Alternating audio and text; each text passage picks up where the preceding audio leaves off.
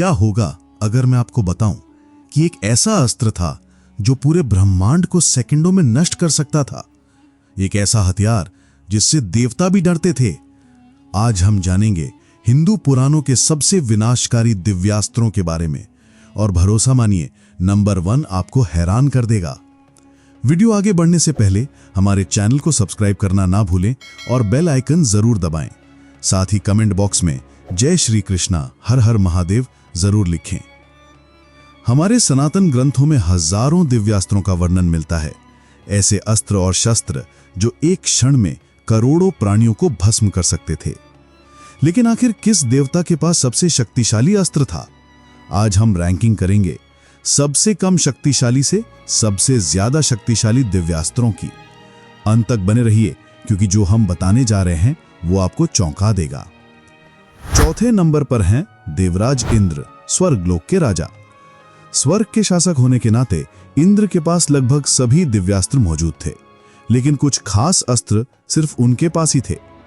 इंद्र के प्रमुख अस्त्र हैं इंद्र का वज्र, इंद्रपाश दिव्य फंदा, वासवी शक्ति जो बाद में उन्होंने कर्ण को दी थी, इंद्र की गदा, इंद्र का चक्र, इंद्र का फरसा।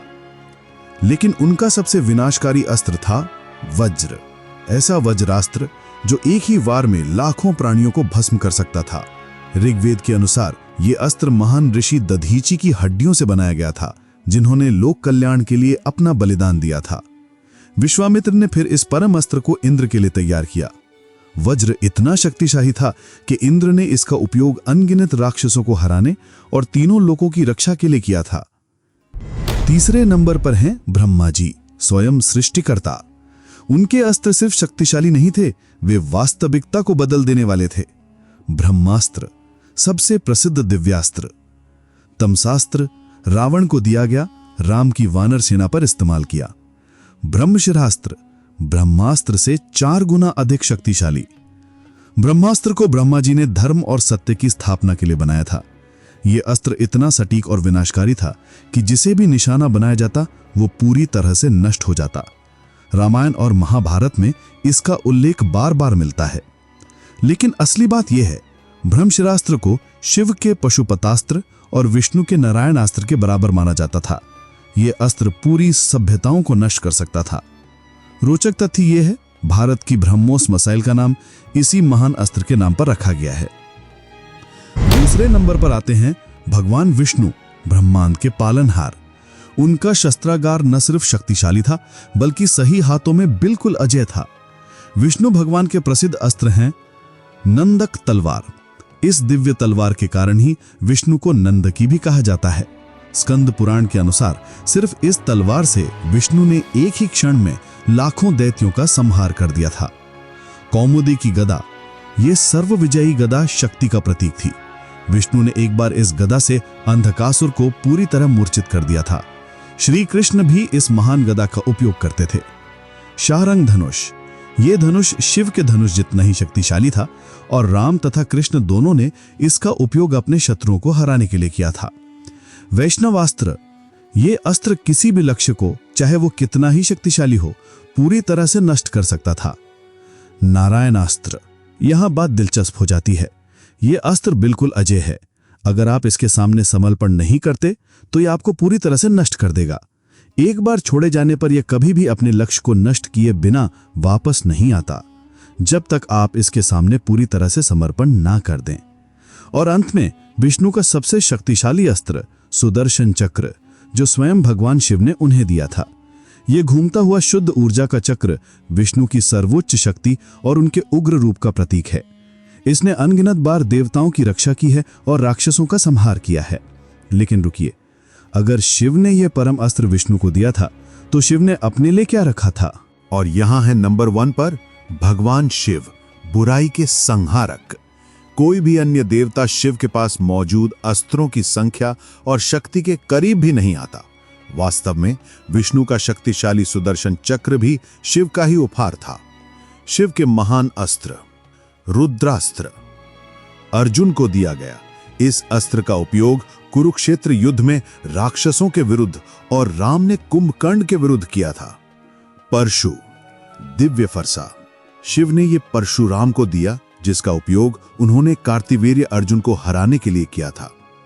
चंद्रहास तलवार, ये तलवार इतनी शक्तिशाली थी कि रावण ने भी इसे कई बार युद्ध में इस्तेमाल किया और जब भी इसे उठाया उसे कभी हार का सामना नहीं करना पड़ा। महेश्वरास्त्र, लक्ष्मण ने रामायण में मेघनाद के राक्षसी अस्त्रों को काटने के लिए इस अस्त्र का उपयोग किया था। महामृत्युंजयास्त्र, देवी ललिता ने भंडासुर को हराने के लिए इस अस्त्र का उपयोग किया था। शांभवास्त्र, जब देवी त्रिपुर सुंदरी भंडासुर के महामोहास से अभिभूत हो गईं, तो उन्होंने शिव के शांभवास्त्र का उपयोग करके उसे पूरी तरह नष्ट कर दिया। पशुपतास्त्र, इस अस्त्र से शिव ने त्रिपुर के 3 राक्षस नगरों को एक साथ नष्ट कर दिया था। इस अस्त्र को मानसिक संकल्प से, दृष्टि से, वाणी से या धनुष के द्वारा भी इस्तेमाल किया जा सकता था, लेकिन इनमें से कोई भी इसकी तुलना नहीं कर सकता। परम अस्त्र, शिव का त्रिशूल, यहां है वो सभी अस्त्रों से ऊपर का अस्त्र, भगवान शिव का त्रिशूल। त्रिशूल क्यों है सर्वोपरि? ये त्रिमूर्ति का प्रतीक है, तीनों सर्वोच्च देवों का संयोजन।